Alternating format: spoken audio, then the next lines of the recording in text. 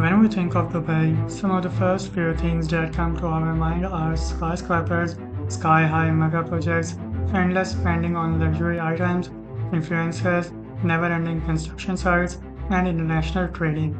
It's a true symbol of wealth and luxury. Dubai is really a money making machine that was built from nothing in the middle of a desert, driven by long term strategic planning and smart decisions. They have created an economic model just for themselves that is radically different from any other developed country in the world.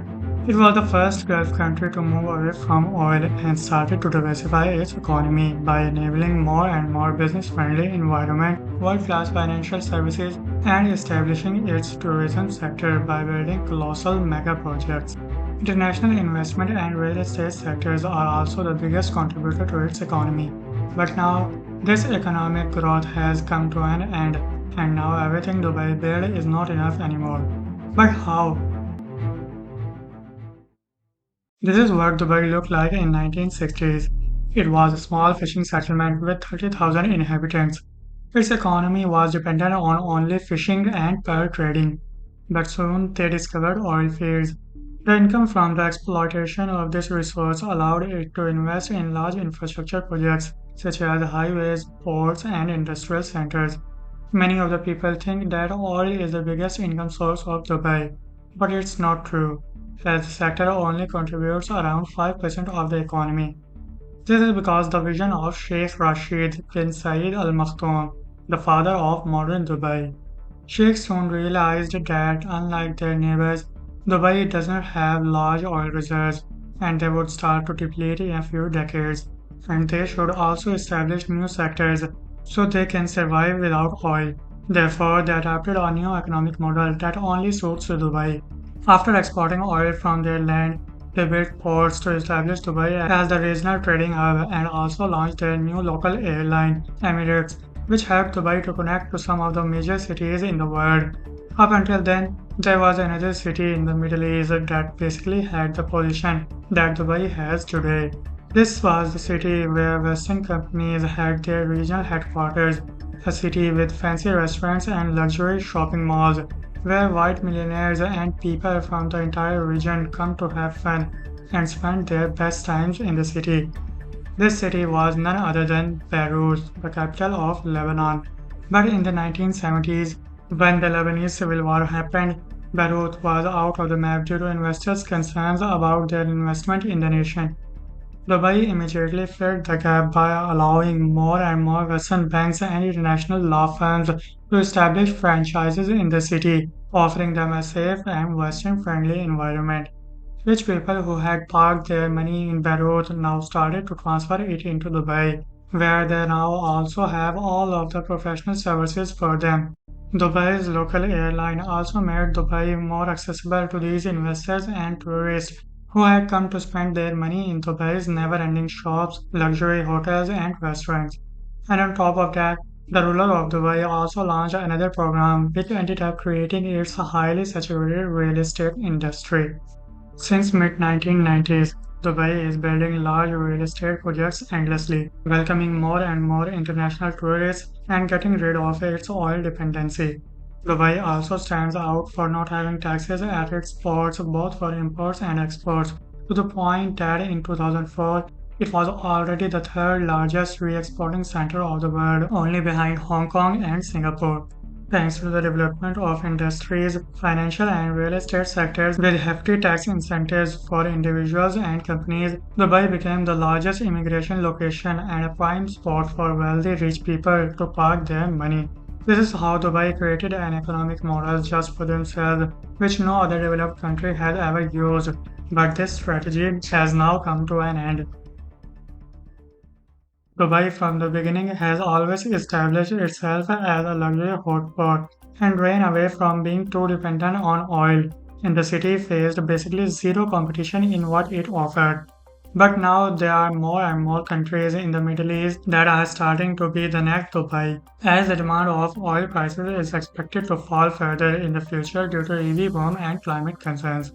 According to IMF, the Gulf countries could deplete their financial reserves as soon as 2034, which rings the alarm bell for their future economic growth. It means that they have to completely reform their economies as soon as possible. Otherwise, they will be facing some really bad outcomes. And all Gulf countries are very aware of this, and that's why they are all announcing grand future plans to restructure their economies and getting rid of their oil dependency in the coming years. For example, Saudi Arabia is building the Neom city and the line. Bahrain and Qatar are also making headlines globally to be next best spot for investors to invest their money, giving huge competition to Dubai's economy.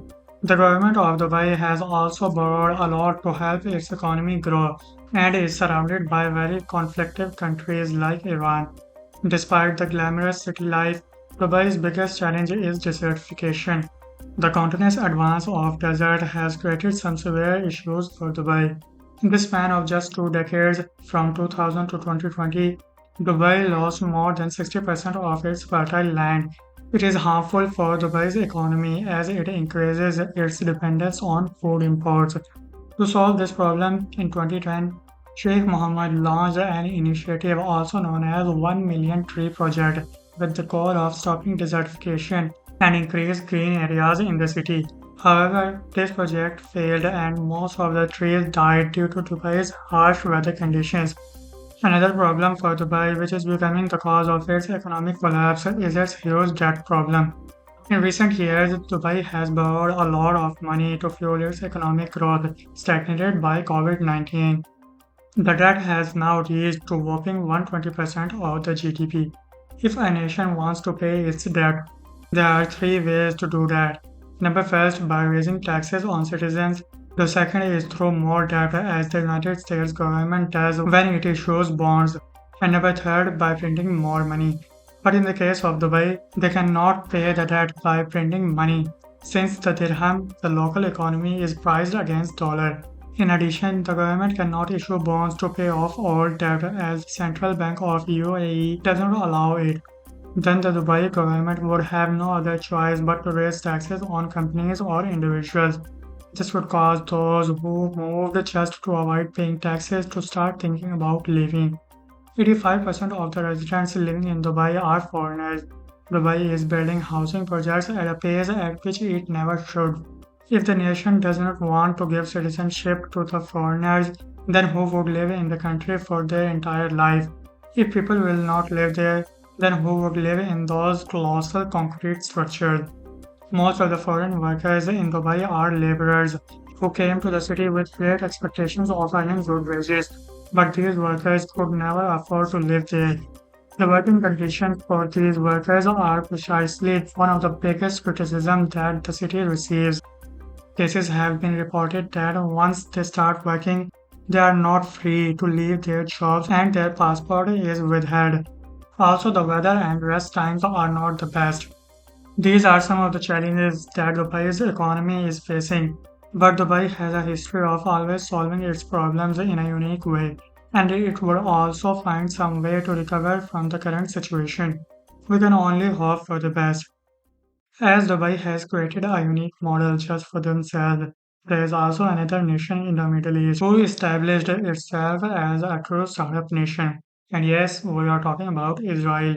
And if you want to know about how this startup culture is destroying the nation, click on the right video and I will see you there.